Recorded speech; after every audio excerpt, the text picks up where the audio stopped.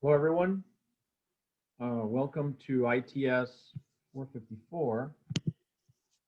We're currently on week 3, and today is lab. So the plan for today is, so there's always, a group of students that are done with their labs. So I will, for those, I will assign the new lab, and then there's other students that might be a little bit behind. So I will also go over some of the problems of the previous sniffing and spoofing labs. Okay, so we've currently just started with the TCP IP attacks lab. Therefore, I'm only going to kind of say, okay, these are the problems for those of you that have finished the previous labs that you can start working on. And then, as I said, after that, I will go over more hints of solutions. Now, keep something in mind when I go over solutions to problems of homework assignments, I do not record a video, okay? So I will only record today the part of the assignment of TCP IP attacks. Then I will stop the recording, but so that will not be posted on YouTube, but still within our group here, we'll be able to discuss solutions. I just don't, I don't want, especially, if it's seed labs, I need to keep that private. So, so we're gonna do that, and that's the plan, okay? So before I get started, just a couple of things. So first, if there's any questions, please ask questions. Otherwise, we're also gonna do the course participation, and then we can get started. So are there any questions before we begin? Are we going to have breakout rooms today? We can do that if you want me to take a look at your work. We can do that, but just initially, it'll take me a while to kind of go over the lab. And then I wanted to do just a general for everyone of some more hints of some of the problems. And then after that, yes, we can do breakouts and I can look at your assignments. Okay. All right, so are there any other questions?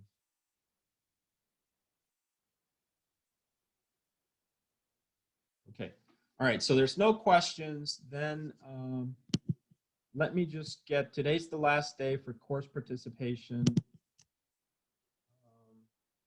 I have to report. So if you have problems, they might drop you with your financial aid, send me an email so I don't drop you, they don't drop you from the class. All right.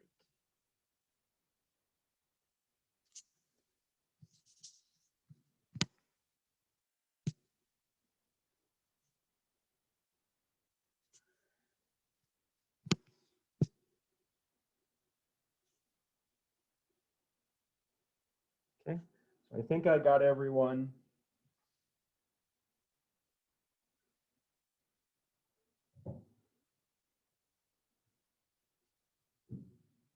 Okay, so now I'm going to go ahead then, and as I said, for those of you that are already done with the sniffing and spoofing labs, the sniffing labs are due tonight, I believe, and then the spoofing labs are due a week from tonight.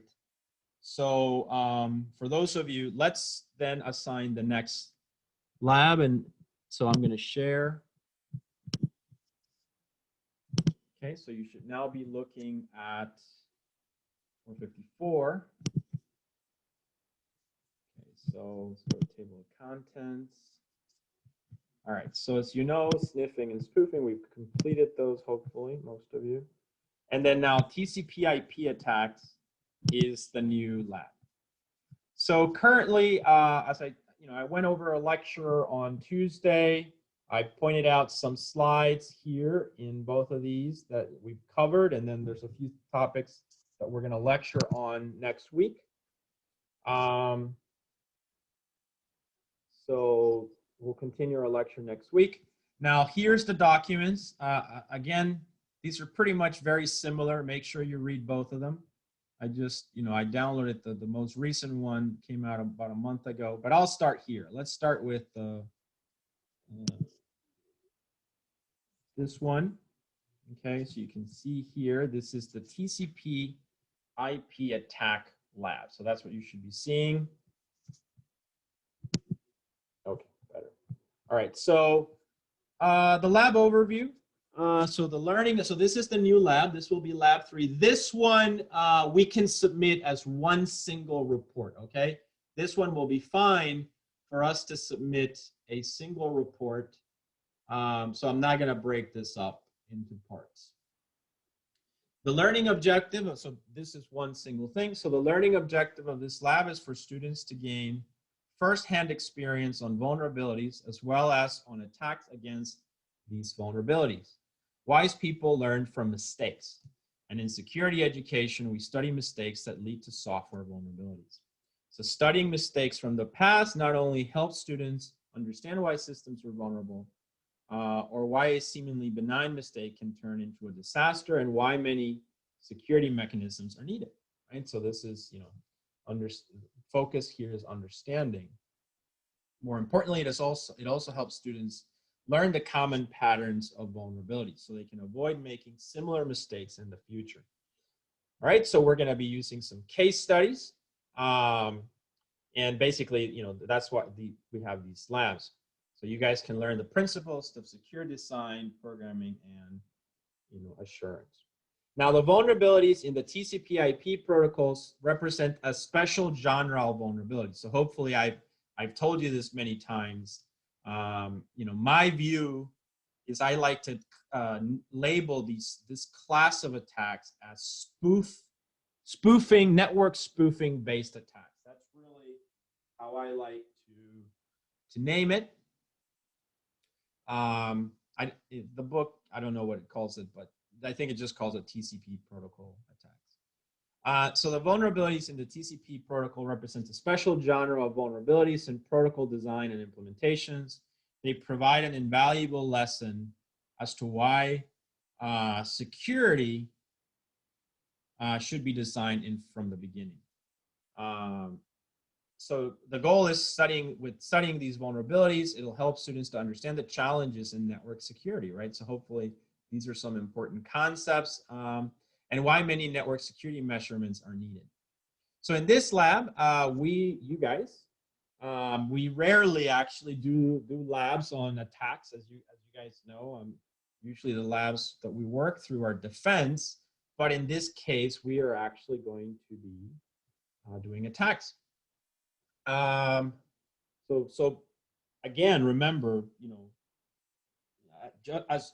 as you learn in your ethical hacking course, you know, if you live in a dorm building or something, don't start disrupting things, you know, because you can easily just do a SYN flooding attack.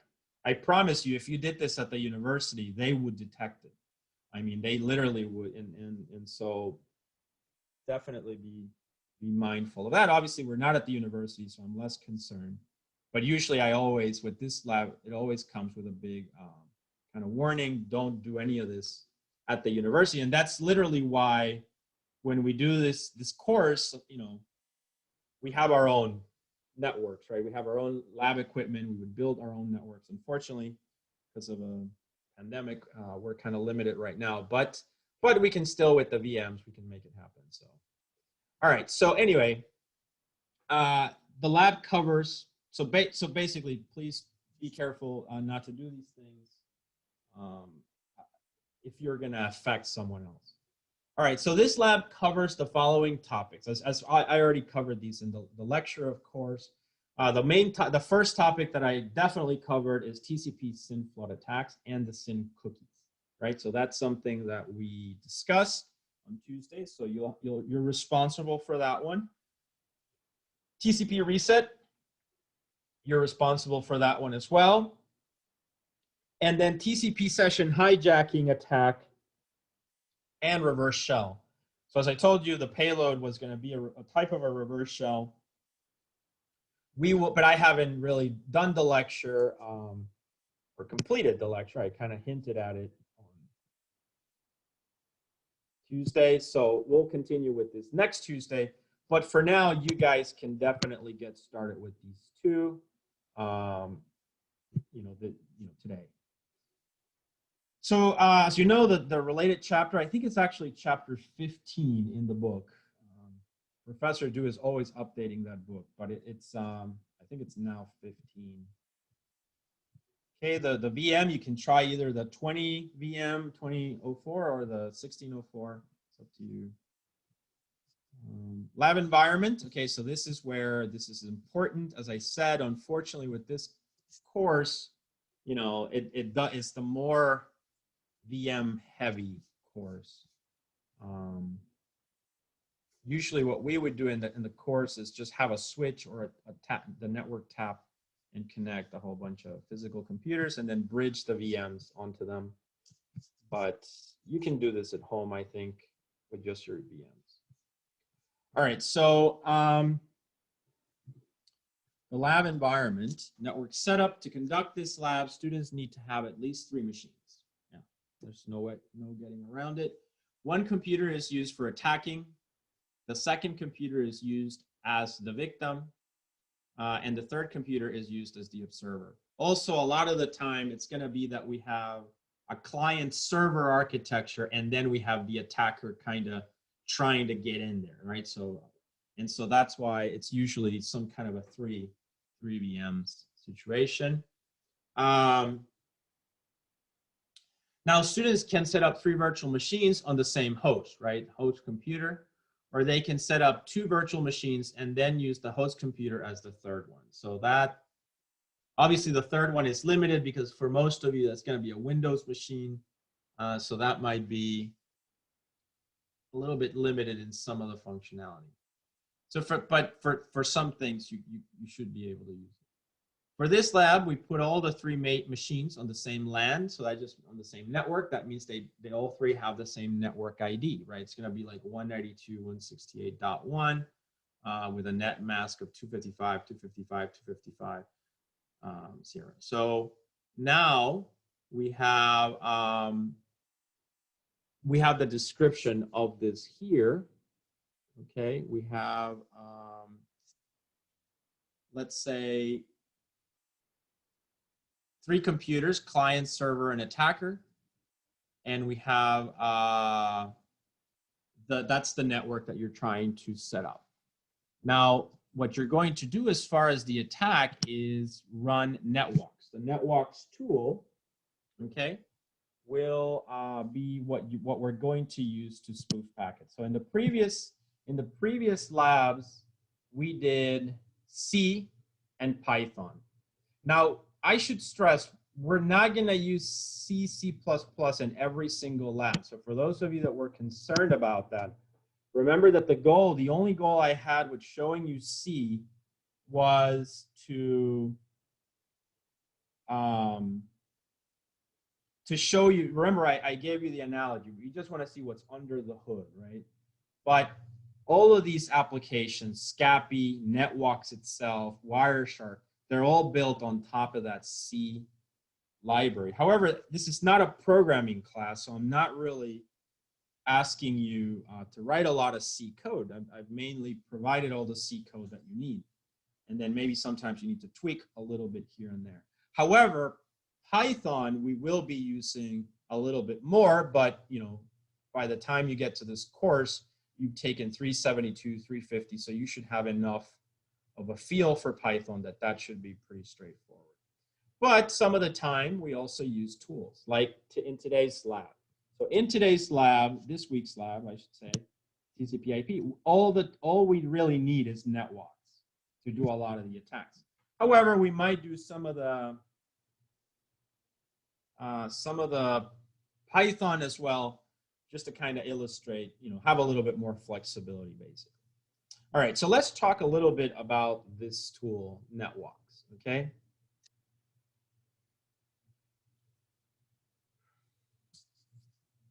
So netwalks, so we need tools to send out network packets. You guys know that is basically defined as spoofing, right? So, so we need tools to send out network packets of different types and with different content.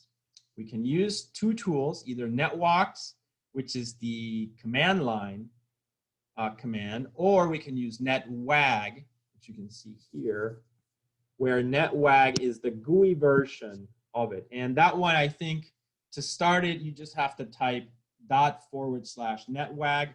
Obviously, you need sudo privileges to get the network card. And I think that brings up the GUI interface. Or there might be an icon already on the desktop.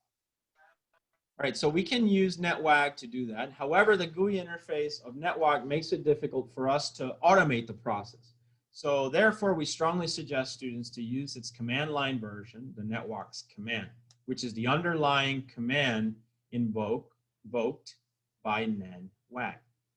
So remember, what I would suggest as far as the pipeline is, start with NetWag, the GUI, start crafting your attack, setting up the parameters, and then there's a button on there that allows you to define basically the command line version of it, and then you can run the command line.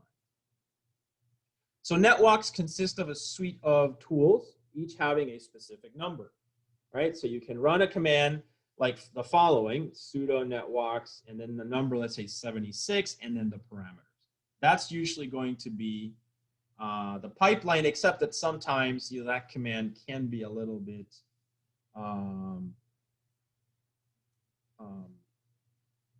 long, right? So it can have a lot of parameters because you guys already learned, as you saw in the C code, that it takes a lot of, you have a lot of fields in the headers of a packet, so there's a lot that you can set. However, some attacks will be pretty easy and might have 2-3 parameters. Others will have more. For some of the tool, you have to run it with the root privilege, as you should that should be very clear by now. If you're not sure how to set the parameters, you can look up the manual by using netwalks, the number, and then -- help. You can see that command. That will also give you some hints. So really, the point of this lab is to understand the attacks. The challenges will be setting up the network, setting it properly, setting up the command, and then creating the experiment where you show, okay, first, everything is fine. Then I run the attack and boom, here's the evidence that my attack was successful. Okay, that's really what I'm looking for in a lot of these. Okay. You can also learn the parameter settings by running NetWag. So I set that with the graphical interface. NetWag actually invokes a corresponding command and it displays the parameter settings. So you can simply just copy paste the command out of there. The SCAPI tool, as I said before, some of the attacks in this lab could also be done in SCAPI, which is a powerful program, as you have seen. Yeah, right. So don't worry about SCAPI. I'll provide usually the code for that. So I should say I provide the Lego pieces, but I expect you guys, if it's something related to logic, that you should be able to write, the for loops and if statements necessary. All right, lab tasks. So here we go. So I think, yeah, the first one is this is the one that we talked about on Tuesday, and the one that I want you guys to focus on today. Start with this one if you're done with the labs already. So in this lab, students need to conduct attacks on the TCP/IP protocols. They can use the netwalks tools and other tools in the attacks. All the attacks are performed on the Linux operating system. However, students could conduct these in other operating systems. So if you'd like, try. Although it's only required that you do this in Linux, you can try Windows, or your Mac or anything like that, and just see what happens. Play with it, right? So that's have fun with it. Now, as far as where it's talking about here about guessing sequence numbers, I haven't really talked a lot about that. So don't worry about this. This only applies to the TCP session hijacking problem. Yeah, but one thing that's important though, we assume that all of these attacks are happening in the same network, all right? So we're simplifying things as a communication within the same network. Therefore, you can use sniffer tools to get that information. I think actually a student asked this question on Tuesday of how that could be automated, and kind of said the same thing. So you would have to sniff and then spoof. However, for the problems here, I strongly recommend that you have Wireshark open so that you can look at the data, right? Don't just rely on the sniffer. All right, so here's the first problem. As you know, the SYN flooding attack. I already explained this about the SYN, SYN-ACK, and ACK. Talked about this TCP three-way handshake, and then we talked about SYN flooding and how it works, right? So that should be covered. So SYN flooding is a form of DOS attack in which attackers send many SYN packets to a victim's TCP port. So I suggest for the TCP port, you can use port 23, which is Telnet. But as you know, as you hopefully understood, but the attackers have no intention to finish the three-way handshake procedure. Therefore, the attacker either use spoof IP addresses or do not continue the procedure. Through this attack, attackers can flood the victim's queue that is used for half-open connections. So I explained this as well on Tuesday. So the connections only go as far as SYN, SYN-ACK, but you never get that final ACK. And when the queue is full, the victim cannot take any more connections. And then, so that's basically the idea. Now, I also recommended the following. So the size of the queue has a system-wide setting. In Linux, we can check the setting using the following command. So you can take a look at it or modify it if you would like, okay? So that the attack happens faster. Another thing I said is to use netstat-NA. That's a good mechanism that you probably should use in every lab, just to make sure that you can determine if you've started a service and if a port is open. Okay, so if a port is open. All right. So you can do something like netstat-NA pipe grep TCP. In this attack, you need to demonstrate SYN flooding attack. You can use the networks tool to conduct the attack, and then use a sniffer tool to capture the attacking packets. While the attack is going on, you can run netstat-NA, and I would suggest, try this command or try netstat-NA pipe grep TCP, either one, on the machine, and compare the results before the attack and after the attack. Also, please describe how you know whether the attack is successful. So I already told you, right, that usually when there's no attack, the connections are just like listening, or there's no connections. Whereas when there is an actual attack, you will see this. So actually, I skipped ahead. So here, we use the netstat-NA to check the queue, the number of half-open connections associated with the listening port. So you will see established when the three-way handshake is completed.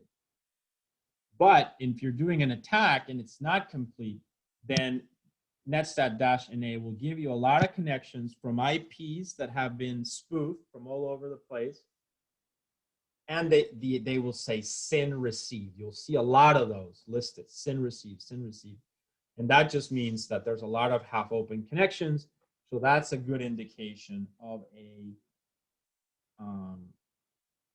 denial of service attack.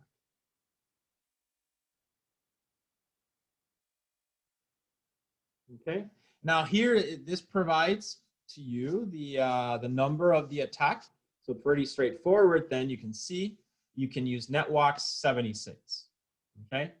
And here's a simple screenshot of some of the parameters. I will let you guys figure those out. I mean, that's very consistent with what you did with the sniffing and spoofing, right? So you just have to know that those are the parameters in the headers, you know, in the IP header or in the TCP header for the port numbers, etc., that you need to adjust All right. Any questions so far?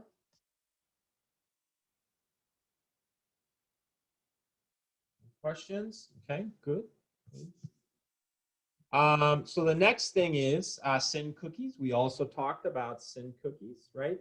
I said that it was a countermeasure, and we explained it. So it's uses, cryptography as well. Again, the great cryptography. It seems, can do anything, right? So cryptography for to help us with this. So SYN cookie countermeasure. If your attack seems unsuccessful, one thing that you can investigate is whether SYN cookie mechanism is turned on. SYN cookie is a defense mechanism to counter the SYN flooding attack. The mechanism will kick in if the machine detects that it's under the SYN flooding attack. So remember, initially it's not running, but it might run if it detects something's going on.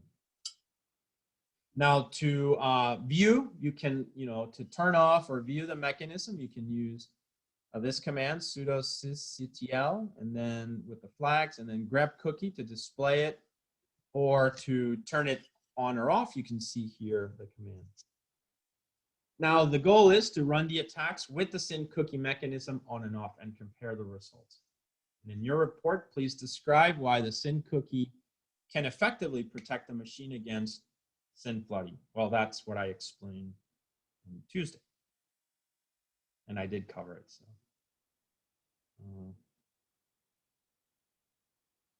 all right. So you can also, you watch the video again or Google it. Certainly, that's a good question that I like to ask on the exam. I like to understand. I like for you to explain the whole hashing mechanism of the SYN flooding and why it's, we need to do SYN, SYNAC.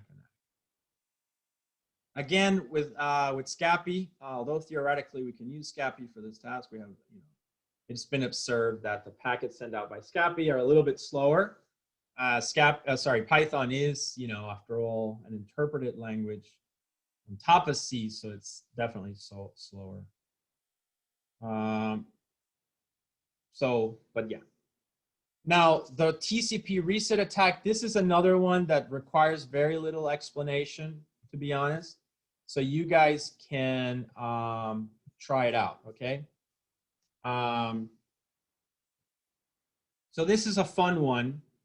The idea, the scenario there is that you have two computers connected. As you know, TCP establishes a connection, a reliable connection. And then maybe you're watching your video, your Netflix, your YouTube or something, and then somebody sends this reset packet. A reset packet is a packet that tells a machine to close the connection. Okay, so that will stop whatever service you're running. So the number, as you can see there, is number 78. Okay, so this problem you are also responsible for.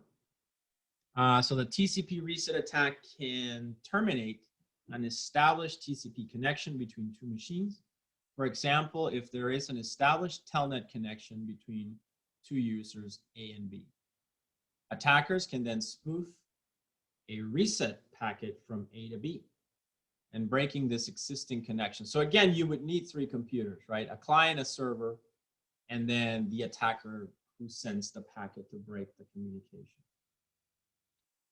To succeed in this attack, attackers need to correctly construct the TCP reset packet, spoof it correctly. So you need to launch a TCP reset attack to break an existing telnet connection between A and B. Now, after that, try it on other things, right? So this suggests that you should try it on both telnet and SSH. Remember that SSH is a secure encrypted tunnel, but you are also going to try to break that connection. Please describe your observations. And again, to simplify the lab, we assume that the attacker and the victim are on the same network. And you can have Wireshark so that you can observe everything, and that's recommended. So as far as networks, the corresponding networks tool for this task is 78.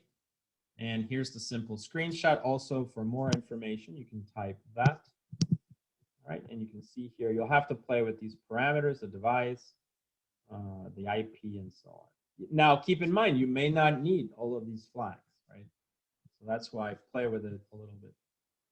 If you want to do this in SCAPI, that means constructing the kind of spoofing the packet yourself.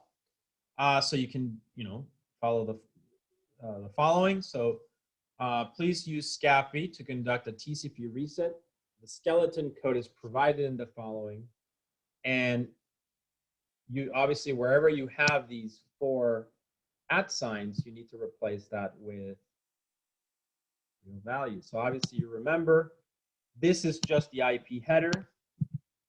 And then this is the TCP header, and then you just have to plug in the values. Okay, so you'll have to think about that a little bit.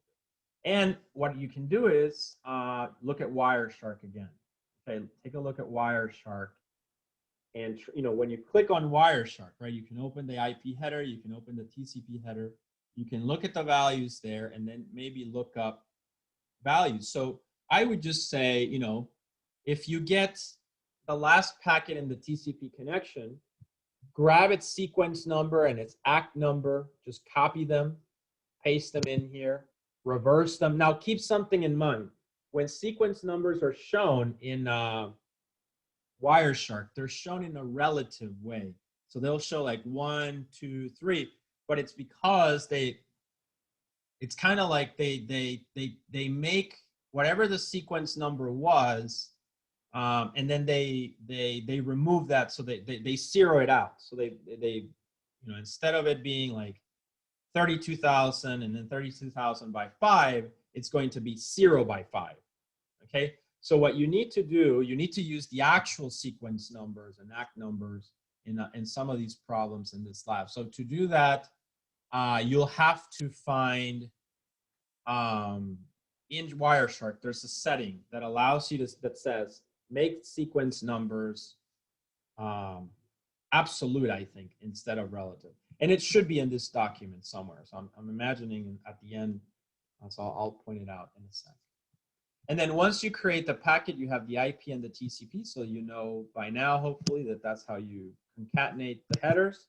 So you have now your packet, and then you can view the contents of it. And then, of course, you can send it via this command.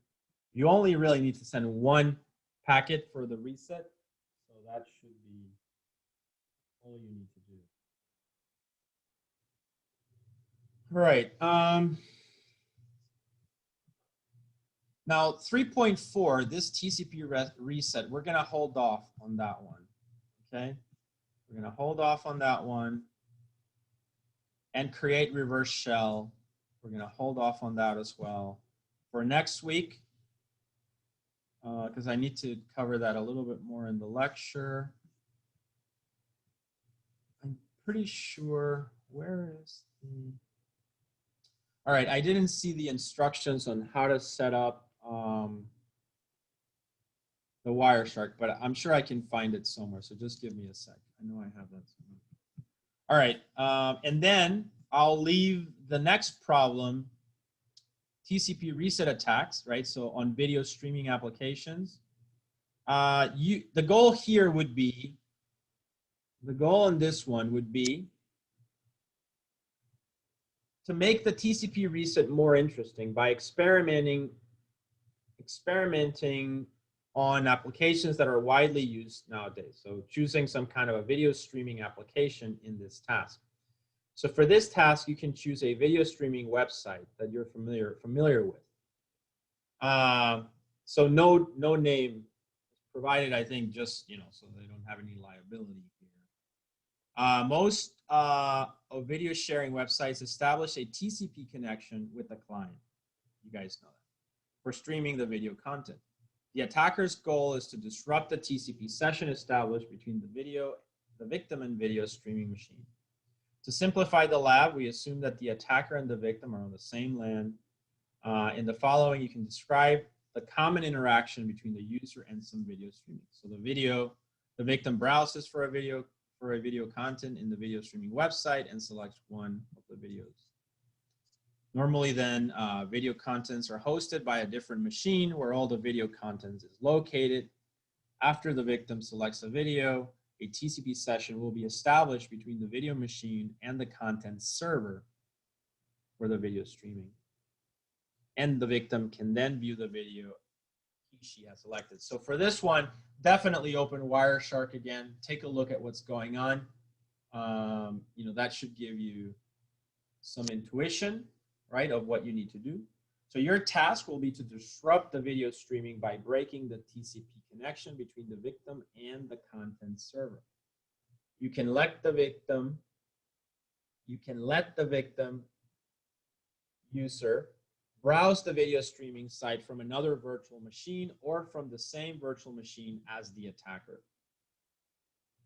And here's the liability issues, so that you should be aware of. Please be noted that to avoid liability issues, any attacking packet should be targeted at the victim. You guys hear that? Don't go to jail and then, well, my professor told me to do this.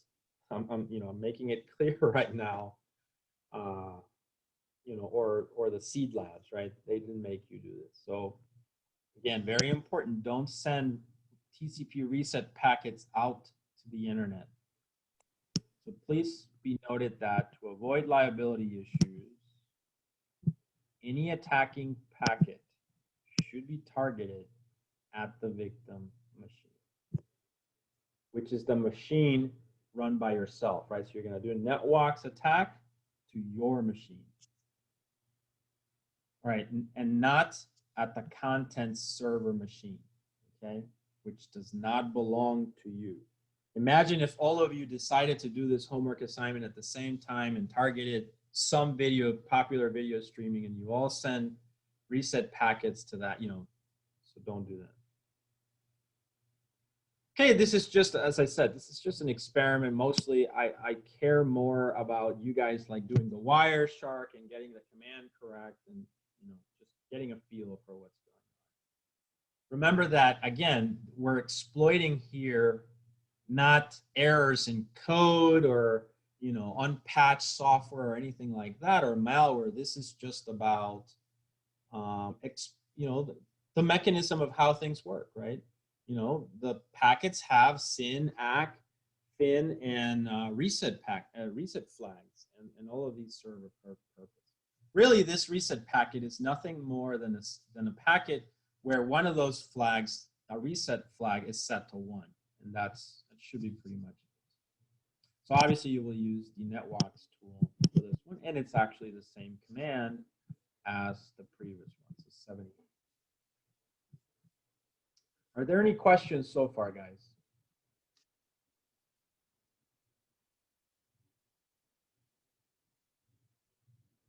Any questions? Can you guys hear me? Are you guys still there? Okay. We can still hear you. Okay, great. All right. So no questions, it seems. So everything is clear. All right. So there you have it. So you can start working on these 3 problems. 3.1. We'll do everything in this lab. 3.1, 3.2, and 3.3.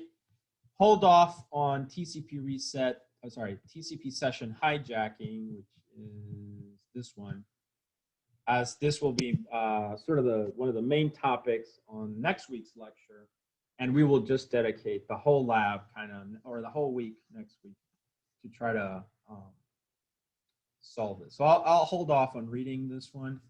You guys can read it on your own though. We'll be doing a lot of very interesting things, including a reverse shell. And I think we'll be doing several reverse shells several times this semester.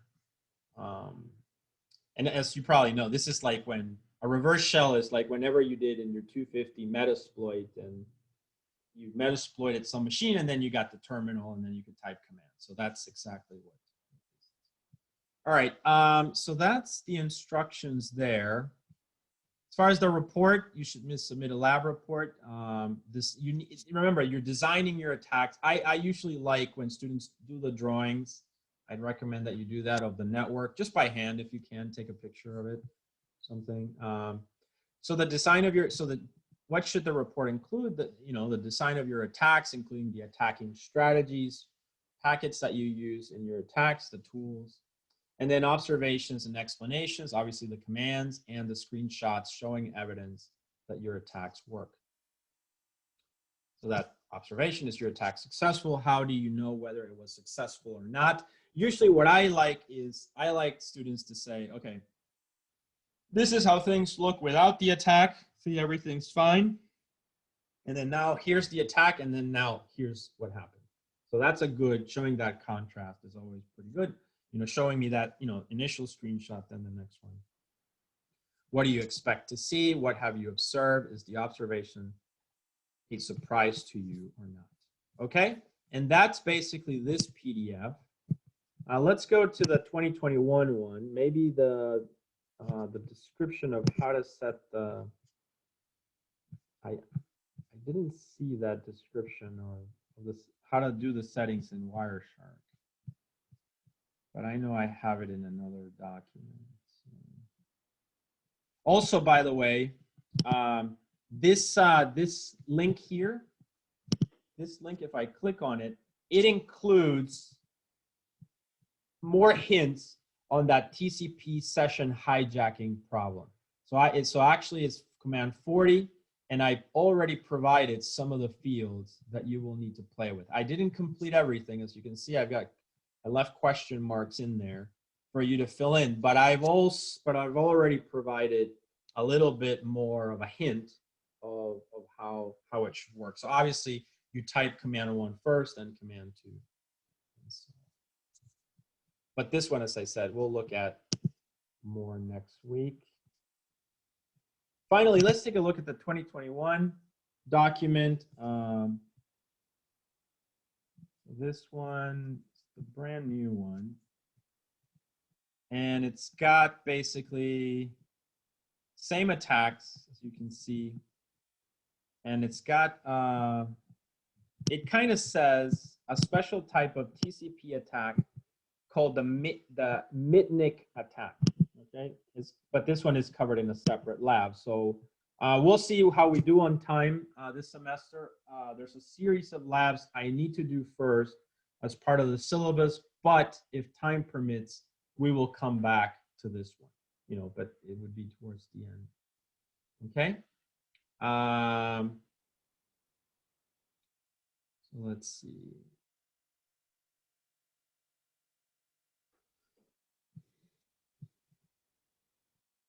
We've already talked about all of this.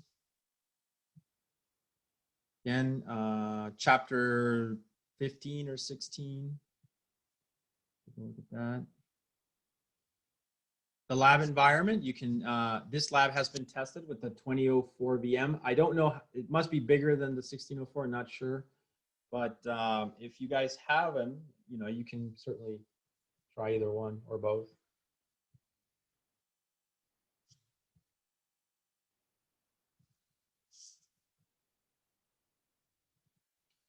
All right, lab environment, you can see there you have similar one. I think 3 computers should be enough for this.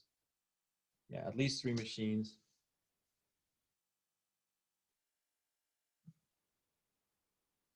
So, yeah, same instructions. Well, this is just if you're using Docker. So for those of you that want to use Docker.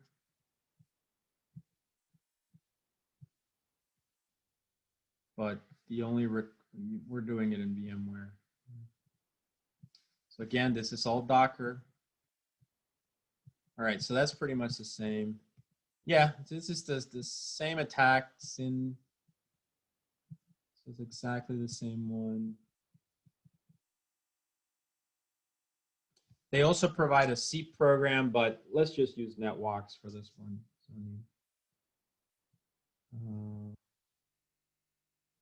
Here is some using Python. If you want, I'm not gonna make it a requirement. So just now, I like NetWalks. I think it's pretty good. The only thing is NetWalks is kind of a tool that is not as popular anymore as, say, Python and Scapy, right? So that's, Python is much newer.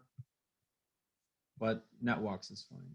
However, for those of you that want to try the NetWalks, I could give you bonus points if you do that. Or sorry, if you want to try the Python and Scapy, that's fine.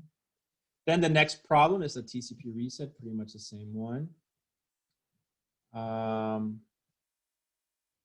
And then the TCP session hijacking, that we haven't done yet. And the reverse shell, we haven't covered that yet. I'll explain all of this. Yep, that's it. So the documents are pretty much the same. All right, so that's it as far as the TCP IP attacks. So this homework assignment has now been assigned. It'll be due 2 weeks from today, okay? 2 weeks from today. So I'm not even gonna create the link yet. I'll create it next week. Are there any questions about this? This would be your third, main topic of labs, right? So we had the sniffing, the spoofing, and now TCP IP attacks. Are there any questions, guys?